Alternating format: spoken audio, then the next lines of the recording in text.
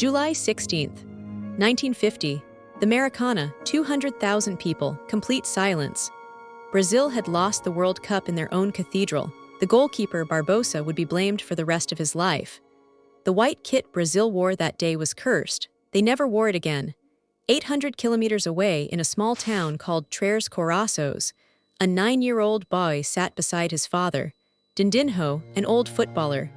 His knee had given out years ago. When Gigia scored, Dindinho wept. The boy had never seen his father cry.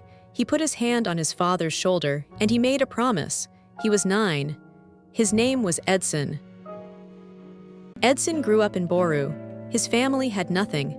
His mother told him football was a dead end. His father worked odd jobs at a hospital. Edson shined shoes at the train station. He sold peanuts on the street, and he kicked a sock, stuffed with newspaper, tied with string, barefoot for hours, every day, because they couldn't afford a real ball. When he was 11, a man named Waldemar de Brito saw him play.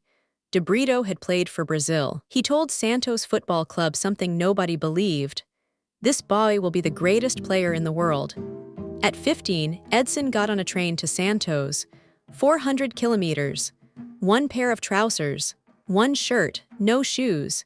His mother wept as the train pulled away. Brazil rebuilt. They held a national competition to design a new shirt. A 19-year-old boy named Aldersley won.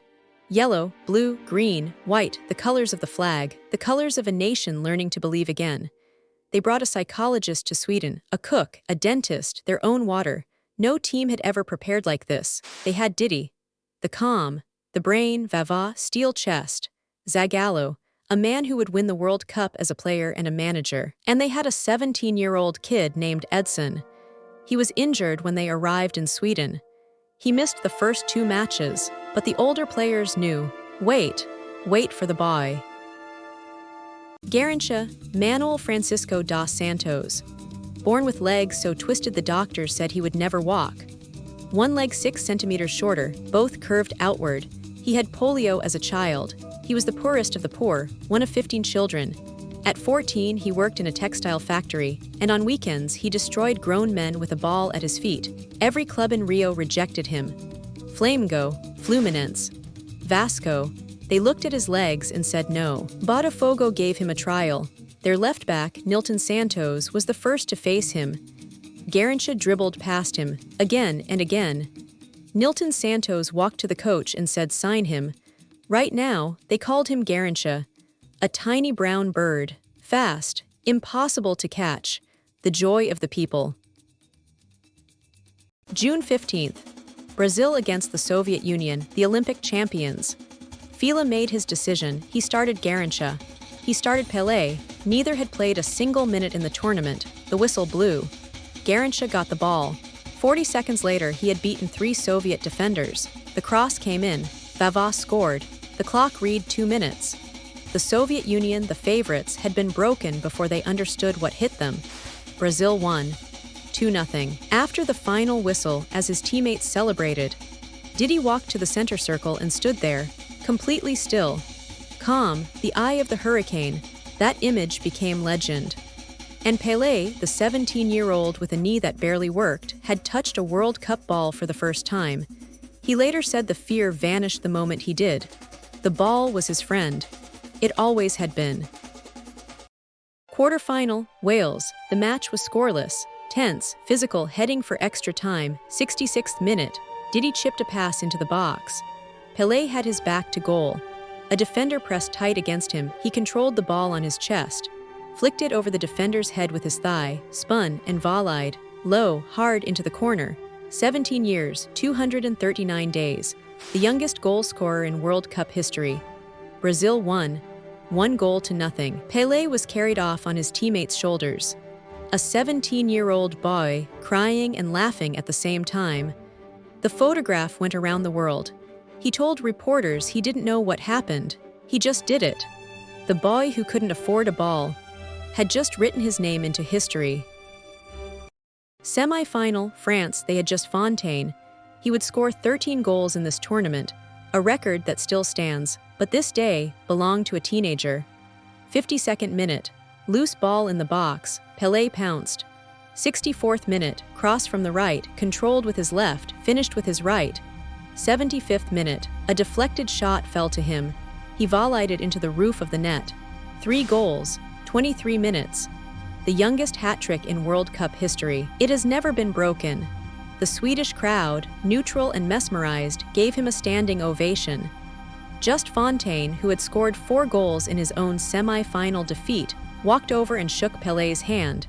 He later said he knew he was watching the future. The final was set. Brazil against the hosts, Sweden. June 29th, Rasunda Stadium, Stockholm, the final. Sweden had never been here before. Their captain, Nils Lidholm, was 35, a legend. King Gustaf VI Adolf watched from the royal box. 49,700 people, yellow and blue everywhere. The Swedish players were told Brazil were artists, not fighters. They were wrong, and the boy from Tres Corações was about to keep a promise. Brazil walked out in blue. Sweden wore yellow. Some of the Brazilian players were superstitious. Fila told them the color did not matter. You are Brazil, and at the front of the line, a 17-year-old boy. The same boy who had held his weeping father 8 years earlier. The same boy who kicked a sock on a dirt street. He was not afraid. He had a promise to keep. 4th minute, Nils Lidholm. Sweden won. Brazil nothing. Rasunda erupted. The Brazilians looked at each other. 8 years of trauma. Was it happening again? A 17-year-old boy picked up the ball. Calm down, we are going to win. 9th minute, Garrincha. 1 burst. Vava 1-1, then again, same destruction. 2-1, in 23 minutes the host's dream turned inside out. 55th minute. Pelé, back to goal, controlled on his chest, flicked over the defender, volleyed into the corner. The ball never touched the ground. He ran to the goal line, pressed his face against the netting, and sobbed. The boy who kicked a sock of newspaper had just kept his promise. 90th minute, the header. Brazil 5, Sweden 2, world champions. Final whistle. Brazil 5, Sweden 2.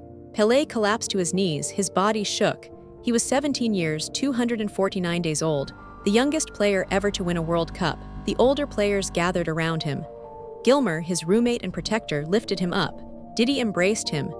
Garrincha stood nearby, smiling his crooked smile. Bellini received the trophy. The photographers couldn't see it clearly, so Bellini lifted it above his head with both arms, a gesture nobody had done before. Every World Cup captain since has done exactly that. Bellini invented it in that moment, and 800 kilometers away, in a small house in Bauru, an old man named Dindinho sat beside a crackling radio and wept for the 2nd time in his life. This time, the tears were joy. Brazil would win again. 1962, Pelé injured, Garrincha carrying the weight. They would win again in 1970, the first nation to win 3 World Cups. The yellow jersey became the most recognized symbol in sport, and it all started with a 9-year-old boy who put his hand on his father's shoulder and made a promise. Next time on the World Cup story, Chile, 1962, the keeper of the crown. Coming soon to Positive Plays HQ.